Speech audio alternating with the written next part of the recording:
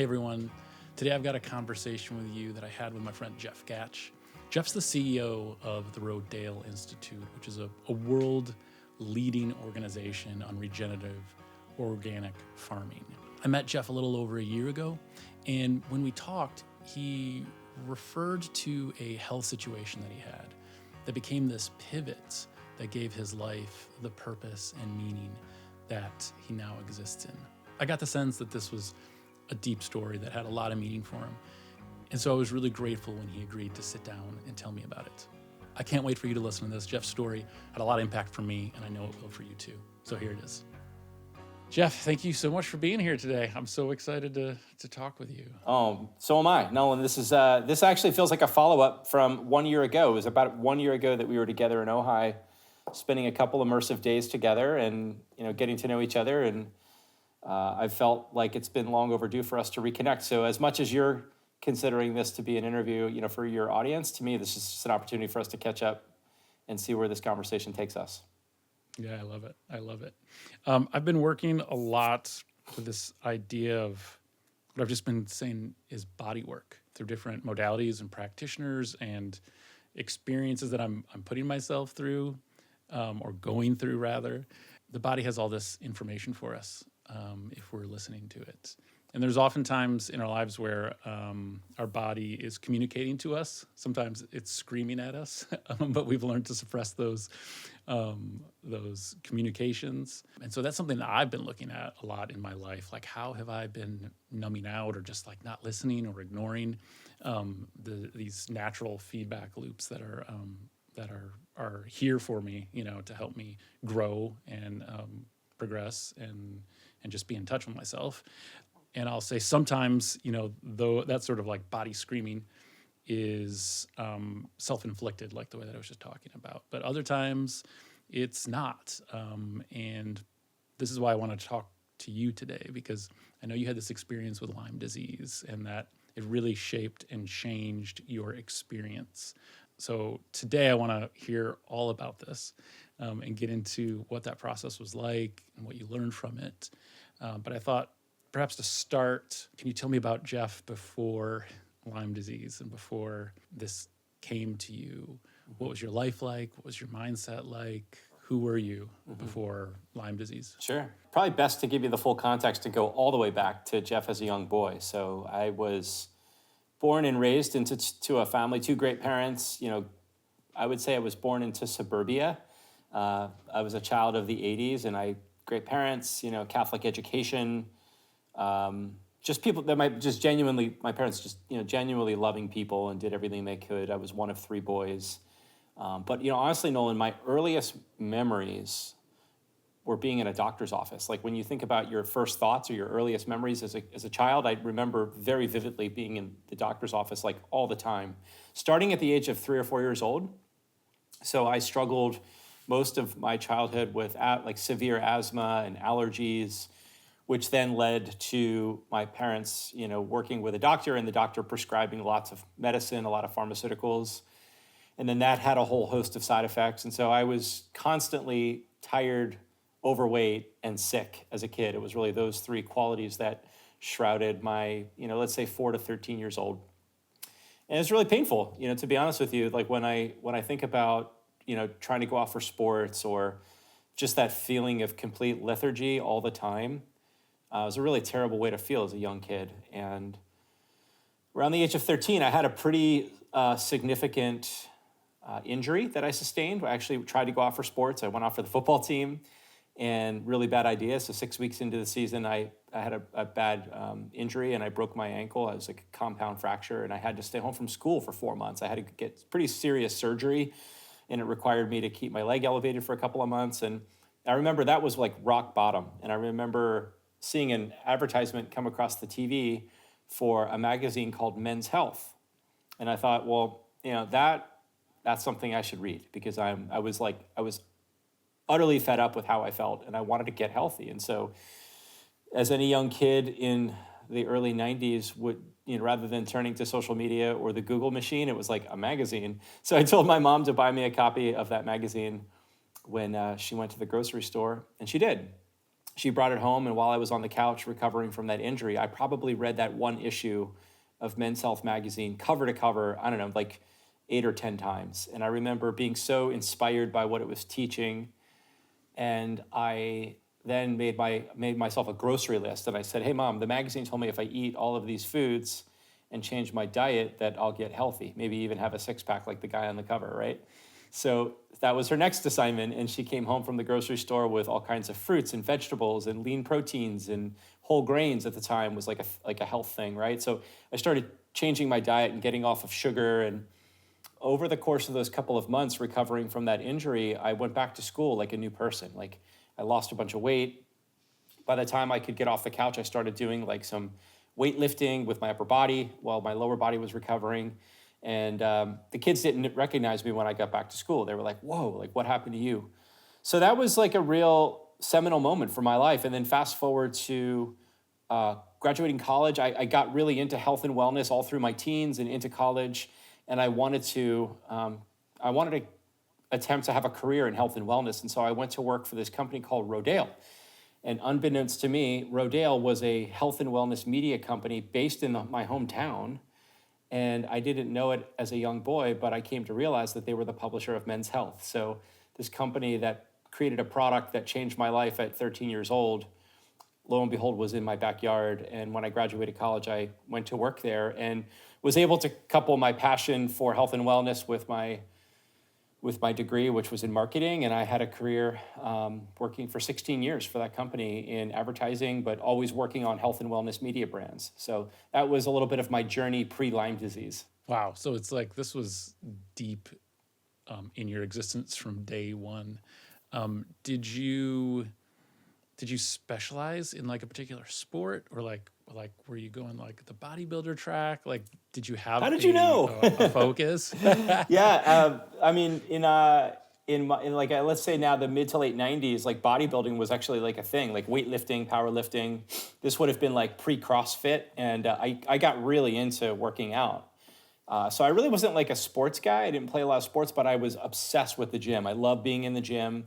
I think I joined like the local YMCA when I was 14 years old, and I just got really into weightlifting, strength training, a little bit of swimming and cardio, and then I got into riding bikes. And so health and wellness became part of my life pretty quickly. After that first, sort of transformative experience with changing my diet at 13 years old, that really set me on a path in health and wellness. And so I was like always just so curious. I was always reading and studying and researching and talking to people, and trying to learn everything I could about how I can change my health outcomes through diet and exercise. So it's like deeply woven into my life.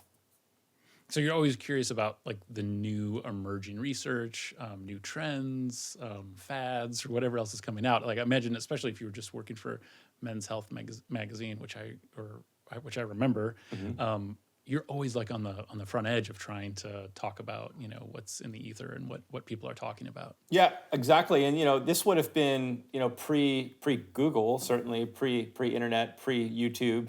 So a lot of my information came from reading books and magazines, and that's why I was so inspired to work for this company called Rodale, because they were a global health and wellness publishing company. And so through that work, even though I had a job working in media and advertising, I was just constantly exposed to the latest health trends. And I was constantly reading and researching and talking to the experts. And frankly, the Rodale Publishing Company was really a culture built on health and wellness. And so employees, it was not uncommon for employees to go on a bike ride or a run over the lunch hour, to eat in our organic cafeteria for breakfast and lunch. We were the first privately held company in America to have an employee gym, and there was no fee. So you were actually encouraged to be healthy. So I felt like I had, died and gone to heaven, working for this culture that was completely engrossed in health and wellness. And I was able to like make a career out of that. So it was really cool. I know a friend who had Lyme disease. I don't know if you'd call it a minor case or that he just got through it, easier. So help me understand just on the outset, like the variation of implications when someone has Lyme disease. Sure. Well, let me just share a little bit about my experience. So at the age of 36, I was probably in peak physical health, right? So I had really gone deep into fitness. I got interested in things like yoga and went way down the yogic path for many, many years. Actually, my publishing career took me to Boulder, Colorado, where I served as the vice president and publisher of Yoga Journal magazine. So I got deep into, I went even deeper into niche media and specifically focused on health and wellness. And so I was running a global yoga brand, and was also very, very passionate about like mountain biking and road cycling, and living in Boulder, Colorado. It was like the mecca for those things. And so I got really, really fit in my mid 30s, or so I thought, fit, right? So I then got recruited back to Pennsylvania to be the senior vice president of Prevention magazine, which was a Rodale publication. It was a huge job. Prevention was at the time the largest women's health magazine in the nation. It had over 2 million readers. It was probably a $40 million brand. And so I was given the opportunity to come back to Pennsylvania and run that brand. And my wife and I relocated from Colorado to Pennsylvania, and we were renting this home in the middle of the woods. It was a beautiful home on an incredible property. But I was just coming from Colorado. I was just a little bit aloof to the idea of like, yeah, you might want to be careful in the springtime being in the woods.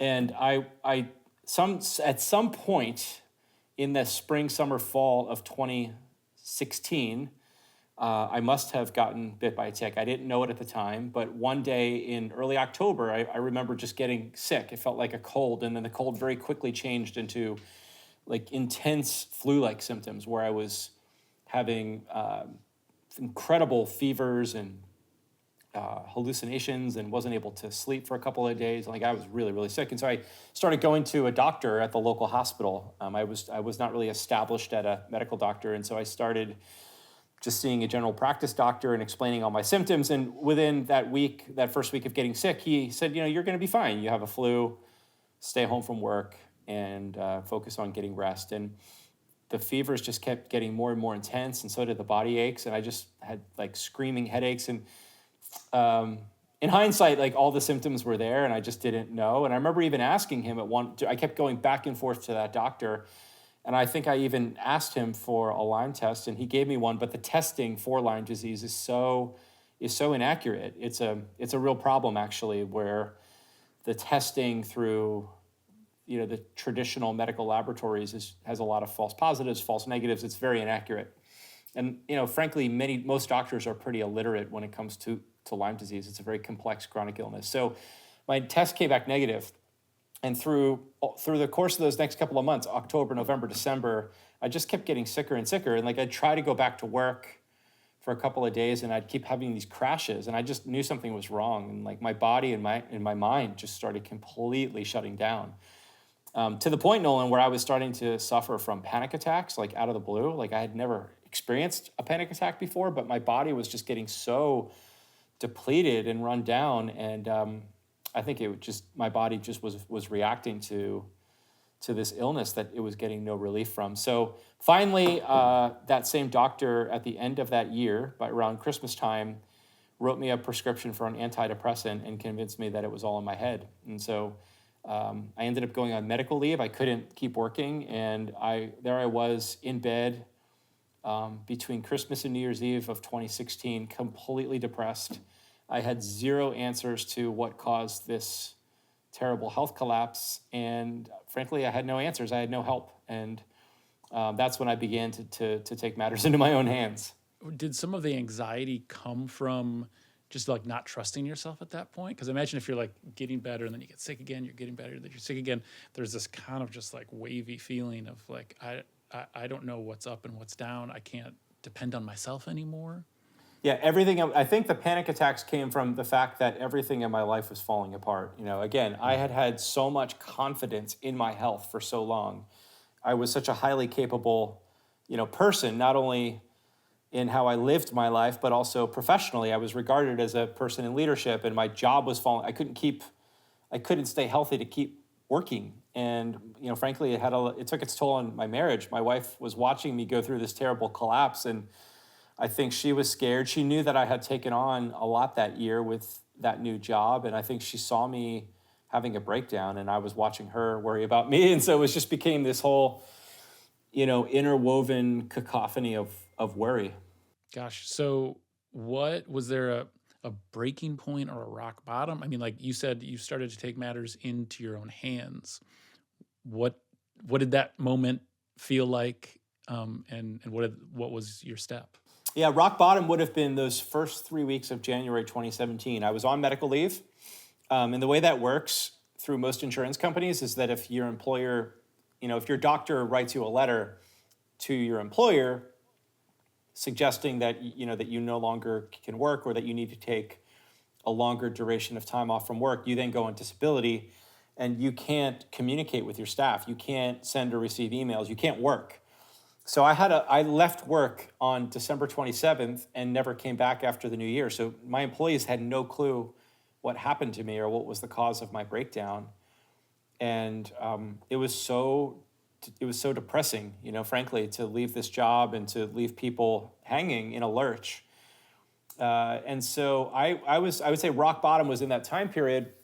And then I was like, come on, Jeff, you're a healthy guy. You know how to take your health in your own hands. And it's been a long time since you've really had to become your own doctor, become your own advocate. And I started little by little, like just exploring, the interwebs of how to heal from a chronic illness. I remember reading about bone broth fasting, and I started drinking copious amounts of bone broth. And my stomach was so upset, and I was so sick for so long, and I wasn't able to keep food in. But I was like, well, just drink bone broth. And so started making broths and soups, and going to a place that had an infrared sauna. I was like, well, I don't know what's wrong with me, but I do know that saunas are detoxifying. So if I sit in the sauna, maybe, then little by little, that would make me feel a little better. And then one day, the former CEO of the Rodale Institute, which is the organization I now work for, I had been volunteering on our board of directors, and the CEO at that time came to visit me at my home because he knew I was sick and for a long time, and he wanted to check in on me.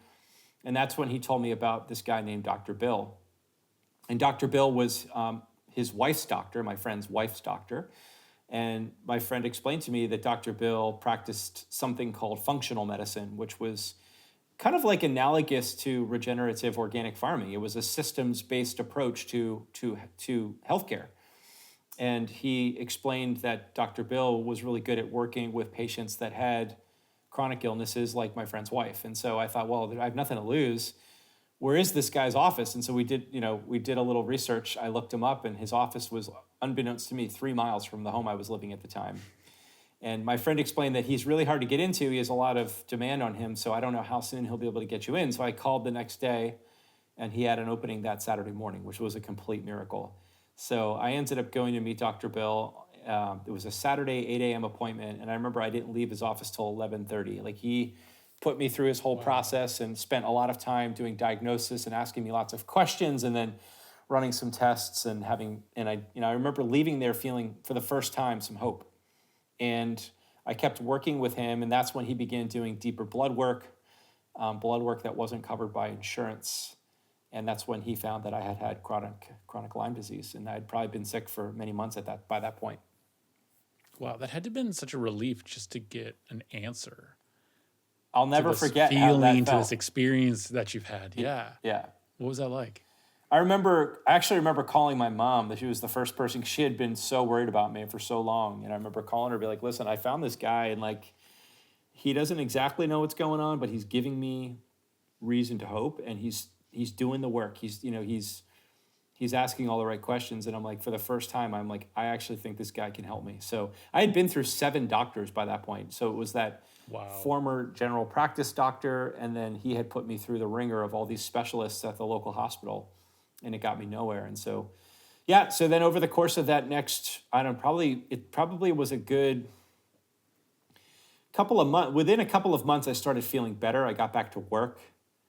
And I ended up working with him for several years. It was probably a several-year process of ultimately healing and getting back to what I would say is, I never felt 100% like my old self again, but I would say that I got to a point where on most days I felt and continue to feel 90 to 95%, back to health.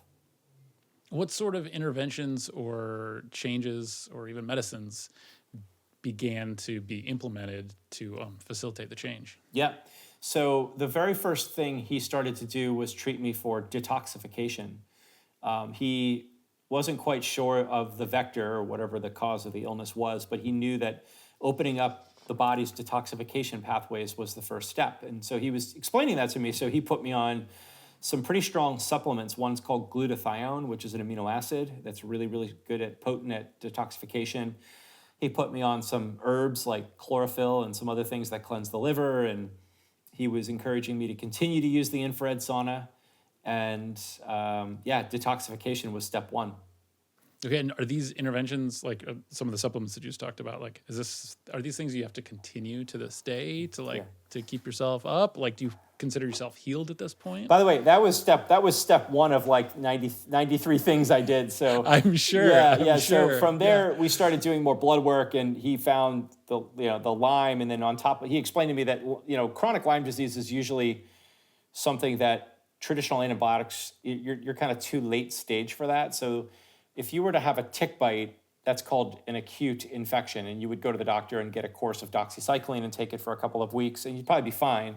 But because I went so long without catching it, the spirochete, which is the bacteria that Lyme causes, was so systemic in my body that antibiotics really weren't going to do anything. So my doctor started using a lot of herbs. So there's a lot of herbal therapies that are prescribed for Lyme. So things like Japanese knotweed and astragalus and some of these herbs that you've probably never heard of are really, really good for Lyme. In addition to that, he was treating me he had found that I had heavy metals in my body, which could often suppress the immune system. So we were doing more detoxification for that. I started doing like intravenous therapy where I was getting IV vitamin C, like high doses of vitamin C. And then he ultimately introduced me to something called ozone therapy, which was a real breakthrough where I really saw the most gains in improvements in my health. And ozone therapy works a lot like having blood taken out of your body up into an IV bag. And then that blood is run through an ozone machine where the ozone gets injected into that bag of blood and then put back into your body. And so it becomes like a giant antibiotic for your whole body, but it's natural, it's ozone. So I ended up doing probably 30, 40 treatments of ozone therapy, which was quite a process, and it's pretty expensive and not covered by insurance, but it worked. And then of course I made huge changes to my diet. So I started following a protocol called the Lyme diet, which is a diet specific for Lyme disease, which is essentially no gluten, no dairy, no sugar, no processed food. You're eating all whole food, lots of regenerative organic meat and fat products, so things like tallow and lard and olive oil and things like that. So it's really just trying to get your body into a state of ketosis, which is a very healing state for the body. So that between ozone therapy and the Lyme diet, that's really where I began to make a lot of gains in my health. Okay, you had been up until this point, you had been living this wellness lifestyle. You've been working for these brands. Like this was who you were. And now you're in this entirely immersed in this world of functional medicine and this other way. At the time when this all came to you, were you aware of any of this stuff? Was this like science fiction to you? I mean, I know you were open, to just about anything, but were you even aware that this functional medicine was a possibility? I would say that I was somewhat aware of this realm of medicine, but I had no idea. I always wrote it off as like, I'm already healthy. I already know all that stuff. I already have good disciplines, but I really wasn't that healthy. First of all, I came to have a whole new relationship with my body through this illness, right? So it like completely upended my view on health. Like I began to see myself as an interconnected being, and that everything was connected to everything else. So my thought process, my spiritual life, my emotional state. I started practice. Even though yoga had been foundational to my life, I started going deep into my yoga practice for the first time ever. I was taking that really seriously. I was getting really into meditation and breath work. and understanding that the parasympathetic nervous system is where the healing takes place, right? So I had always been like a hard charging guy. Like I loved endurance sports, working out, and yoga was always just that thing I did once in a while to like stretch or to practice mobility, but like I didn't really lean into the mental aspects of it or even the physiological.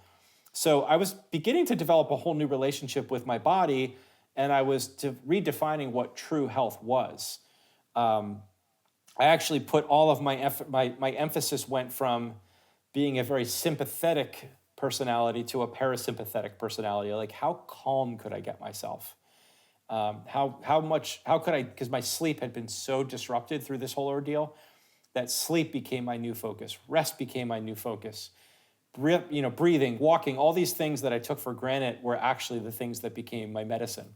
This is an entire shift for you. It's a new way that you relate to yourself. You're now working at the Rodale Institute. In what way did that experience and like this new position like connect? Sure. So I had worked for the Rodale Media Company, which was started by the same founder of the Rodale Institute. J.I. Rodale started the Rodale Institute in 1947, and he launched a publishing company in 1942, all grounded in health and wellness. And so I had spent 16 collective years working for the Rodale Publishing Company. And all the while, I was getting to know a little bit more about the sister organization called the Rodale Institute. They were very separate organizations. They were even separate. They were separated by 20 or 25 miles. But I was very drawn to that work. I was very interested in how farming connected with health. J.I. Rodale, the founder of the Rodale Institute, his whole thesis was that healthy soil equals healthy food equals healthy people.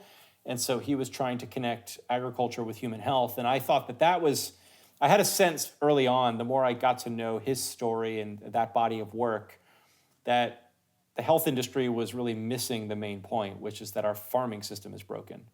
If we want to be healthy, we have to start with agriculture. And so I got involved with the Rodale Institute. I was a board member, which is a volunteer position, and was even interested in volunteering. Like on my days off, I'd go out to this institute, which was a farm.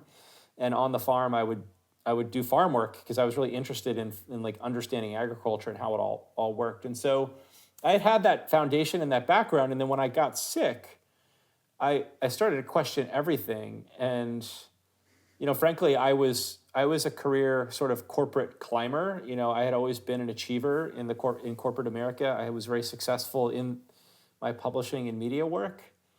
And when I got sick, it caused me to question everything. I really wasn't fulfilled in that work any longer. And the more that I got to know the nonprofit, the more I was drawn to it. And I ultimately resigned from my position in publishing to take a position at the Rodale Institute, along with a 65% pay cut within a couple of months of that whole health collapse. So I would say that what I experienced through my own healing journey gave me a vision for the future of my life, which was to devote myself to this thing called regenerative organic farming. Can you remember the moment that you thought, I have to do this, and I'm going to take this pay cut, and I'm going to take this quote unquote downgrade because this is what I have to do? Yeah, I do remember that moment pretty clearly. And then I also remember shortly thereafter letting my wife know that this is something I have to do. And I'll tell you, we had already been through so much, and she watched me make so many changes in such a short amount of time. And she was really like, what is he doing? She was just like, you know what? Like, whatever you got to do, man. Whatever you got to do, I'm here. Like, I'll be over there in the corner watching you. And I'm supporting you, but and she had every right to feel that way. My wife had watched me go through so much, and I made several erratic decisions in the years leading up to that. So that was it was like a moment that I remember, but it wasn't a great moment, to be honest with you, Nolan. But I knew in my heart of hearts that I had to do it. And, I have to say that, looking back 8 years, my greatest champion in this whole journey has been my wife. She has just been with me every step of the way, and she's cheering me on. She's she knows now that okay, he had a vision for his life, and that was the right vision. So it's really come full circle, and it's been a blessing to both of us, actually. I mean, I realize we could probably spend an hour just talking about this transition, but tell me about the first position that you took at Rodale, and how did you get to where you are now? Yeah, so I went to work for the organization in basically like a chief marketing officer role. Now you have to understand, I was leaving a $700 million company to go work for a $2 million a year nonprofit, and so we created a role for me. The CEO knew that I was someone who understood how to grow things.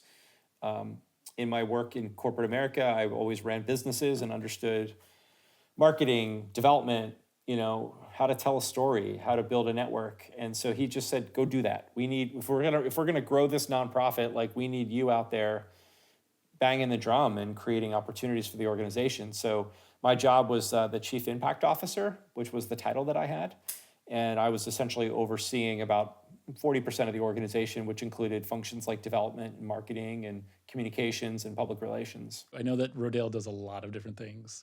How do you describe not only what it does currently, but what are you excited about Rodale's in the future? Yeah. So Rodale Institute is, first of all, widely known as the global leader in regenerative organic farming. So we essentially function like a university, where we are the University of Organic Farming. We are a national or a global organization. We have 10 campuses between the United States and Europe, and our primary functions are long-term research, farmer training and education, and then ongoing consulting and technical assistance. And so Rodale works with farmers and food companies, and we help them to adopt regenerative organic practices. We help them make systems change in their farming practices, and ultimately we're trying to grow the organic movement through our work. What makes me most excited, Nolan, is that it feels like our time has come. In a lot of ways, our organization feels like a 77-year-old startup. I became CEO 2 years ago when our former CEO retired, and it's been the greatest joy of my life to be able to take on this role at this moment. It's almost like the world is finally ready for what Rodale has been espousing for a very long time. And now there's not a day that goes by where I'm not interacting with the biggest food companies in America that are asking for our help. So there's a real groundswell of people that want to see change in our food and farming systems, and Rodale's perfectly positioned to lead that. You were able to really, catalyze this sort of like resiliency, or like, I can do this, like I've got the skills to do that. But other people maybe are more discouraged when a health outcome or something like what you experienced comes across to them. What do you tell people that, are in this similar situation that you were in, to give them some hope, to give them some encouragement? Yeah. Well, first of all, I would say that the body is way more powerful than we give it credit for. The body and its ability to heal is probably the greatest miracle, for all of us. It's incredible that when you set the right conditions, when you create the right conditions and you make healing your focus, the healing comes. Like, that's been my experience. And like, don't, to not give up, that there's always something else for us to learn, try, do, talk to. Like, there's always, around every corner, there's another opportunity for healing. And I didn't give up. I mean, there were so many moments where it just became so discouraging. I felt so terrible for so long, and I knew if I kept going that I would find healing. And healing's a path, and it's not a destination. If you could like pull one big lever to shift something systematically in our world right now, whether it's like maybe opening up more the door to more functional medicine, or maybe it's a complete shift in like organic farming, and making that prevalent. Like, is there one lever that you would grab to shift things for, our country? I've recently learned that only 15% of our society knows a farmer in their life. 15% of our society knows someone who produces food. And I think that we need to make that 100%. I think that that if we want to change our farming system, which ultimately will change our human health outcomes, we all need to develop a relationship with a farmer or someone in our community that is growing food in a highly nutritious way, in harmony with nature. I know you do, because the last time I saw you was at a farmer's market, and I know that you're a regular farmer's market goer. I think that's the number one thing for society, is that we can have a relationship with the earth, with the people who steward it, and that we could return to the source, which is the people who steward the land and grow our food. thank you so much for this time, Jeff. Oh, Nolan, are you kidding? This has Hearing been about awesome. this Really good story, to have man. this conversation with you, and look forward to seeing you again in person. Yeah, man. I can't wait when you do try to surf next time. Let's get a surf. All right, that's it for my conversation with Jeff. I hope you enjoyed it as much as I did. If you'd like to find out more about the Rodale Institute, there's links to the show notes, so you can check them out there. Until next time, peace.